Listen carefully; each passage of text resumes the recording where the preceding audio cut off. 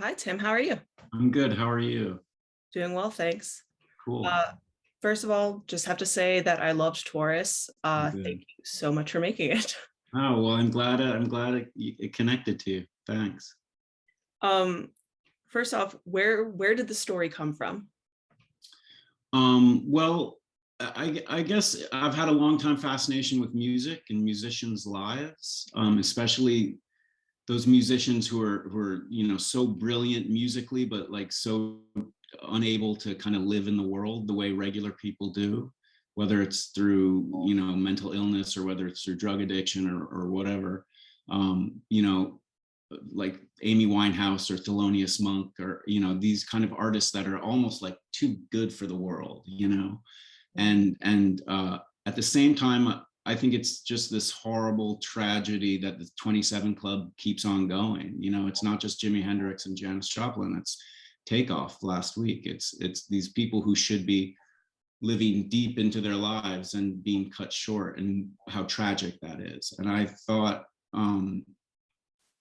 nobody had told the story of today's version of that, and that I had the right sensibility to do it, not as a documentary, but as something that mixes the fact and fiction, this gray area.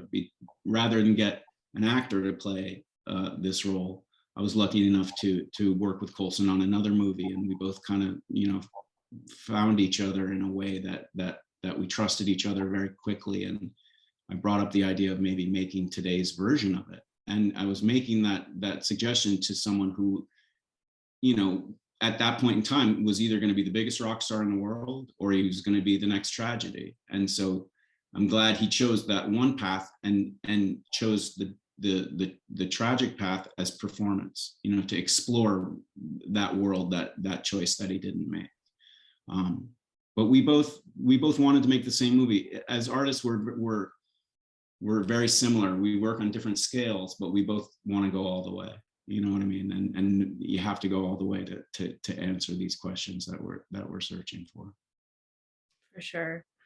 Um, what was it like having to balance the connection between music, fame, and addiction um, sensitively, like without glamorizing it? Right. Well, it's hard. I mean, listen, I think what I tried to do was be as authentic as possible, but also just try and make the movie about a human being. You know what I mean? About a person. So the concert footage, that's real footage of Machine Gun Kelly. But what's important is that the sound was atonal and off, and it talked about his disconnection to the audience, his disconnection to his reality. And then as far as the addiction goes, like, I just tried to be honest about it. We both talked about it a lot, and wanted to make sure that it was not seen as something that was like a great time. He's doing whippets in the bathroom. You know what I mean? Like that's by himself. Like that's not fun. That's there's something truly sad about that. So I hope we didn't glorify any of it. And at the same time, I don't think we made a movie about misery. I think we made a movie about a human being who's spiraling, and tried to be honest about that as much as possible. I definitely think you did a great job of that. Not glamorizing it. And Coulson is also an executive director on this film. Executive producer. Or producer, sorry. That's okay. What was it like working with him to create the character of Cole, and how much of Cole did you let him dictate? Oh, I mean, listen, the world of the movie was something that I constructed.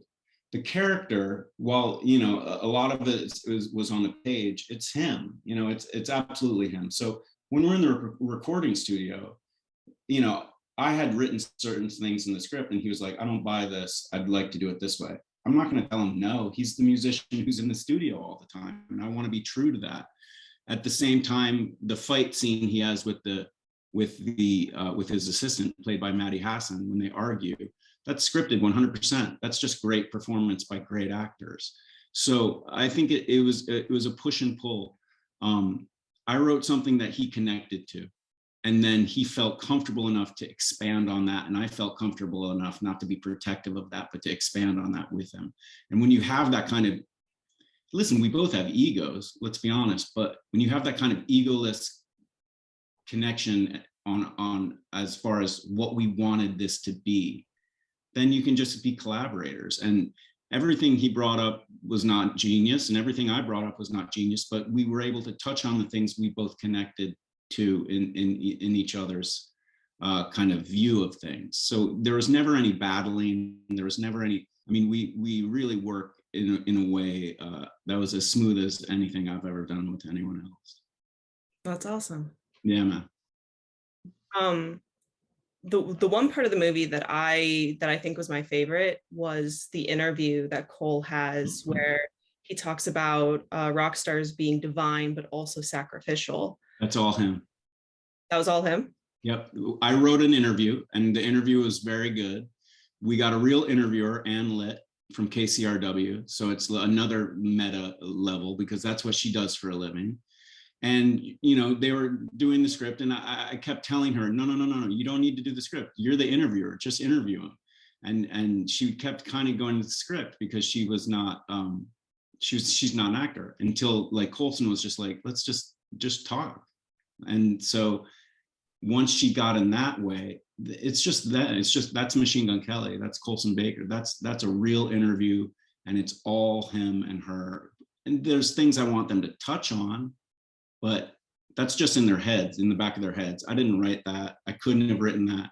I love when he's talking about breaking the headphones and listening to 50 Cent. I love the Blink-182 stuff. I love the Joshua Tree stuff. That's 100% authentic. That's so cool. Yeah, man. Because that makes that feeds everything that you're seeing in the movie, even though that's total documentary. It's not shot documentary. It's set up in a way that's absolutely not documentary. But then you go to the next scene with all these people crowding him in the parking lot, and now you know, like, oh God, he needs to get away. Like, it feeds the fiction so much more when the documentary and the fiction can kind of like go back and forth on each other. That's so cool. Now that I know that, it like makes that scene even better. It's 100% them. We just let the camera roll. That's so cool. Also in the movie, I found this very strong message of having to protect artists, particularly the younger artists that are coming up. In addition to your process, was that another driving force, or was that something that kind of came about during the process? No, that's definitely, that's part of it. That's scripted, and I think that's a major part of it, in terms of, like, you know, I'm not completely familiar with the music industry. It's not my industry. I'm in the film industry, but I know that it's a meat grinder. And even the movie industry, it's a meat grinder. They're looking for talent.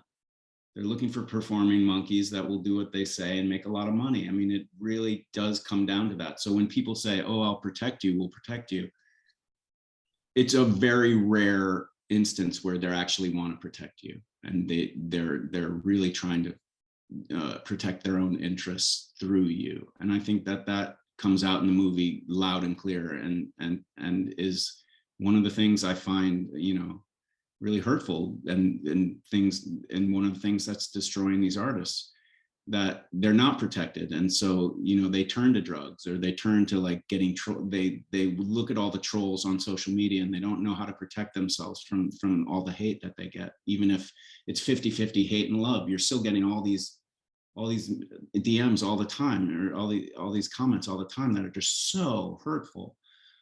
So I think there isn't a lot of protection out there for these younger artists, and yet they keep coming, because, you know, they want to do their art, they want to make music, they want to become famous, they want to do it, and so the cycle never ends.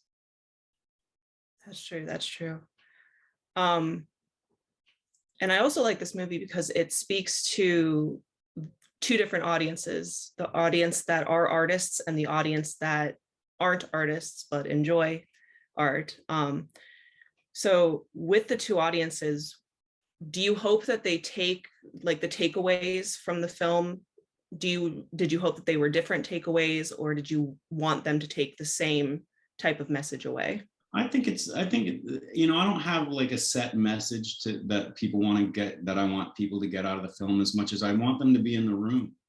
You know, I want them to sit on that same couch with him when he's going through this thing. I want him to drive when he's fighting with, or even laughing with his assistant. I want him to be I want people to be in the studio with him. I want him to be in the stupid meeting with the record executives and see how ridiculous it is.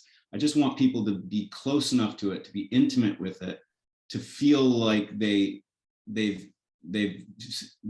been through something real, and they've been through something meaningful.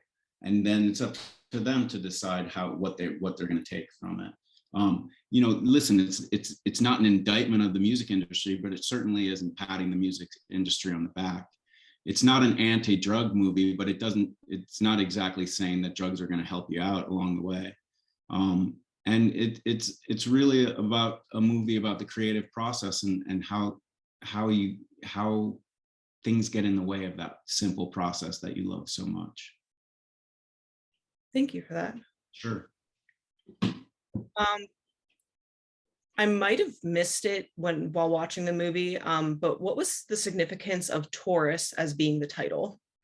It's a bit abstract. I mean, I think the idea of it is that, you know, here's a person who's both on Earth and at the same time celestial. You know, it's this kind of relationship between life and death, between, you know, life and afterlife. And I asked him what his sign was, and he said Taurus, and I said, that's the movie. And he said, okay. You know, we wanted it to feel abstract enough that it didn't come across as like Machine Gun Kelly or like a regular biopic, that it was going to be announced to the audience that it was going to be something a little stranger. That's interesting. Mm. All right. I know we're getting down on time, but is there anything else that you are currently working on? I have a few projects of different scales in development, and I can say that one of them has Colson, is another collaboration with Colson, because I figure once you find, I just want to make movies with people who want to make movies with me, you know. So once you find someone who you really connect with, it's worth it to me to kind of keep digging for new stories together. So among other projects, one will definitely we're trying to push back up the hill is with Colson. That's awesome. Yeah, thanks. And if people want to keep up with your projects and with you, how can they follow you? On Instagram, I'm Van Riper Archives, VANRIPER Archives, and I'm on Instagram quite a bit, so they can DM me that way. All right, awesome. Before I let you go, is there anything about Taurus that we didn't talk about that you want to make sure the audience knows?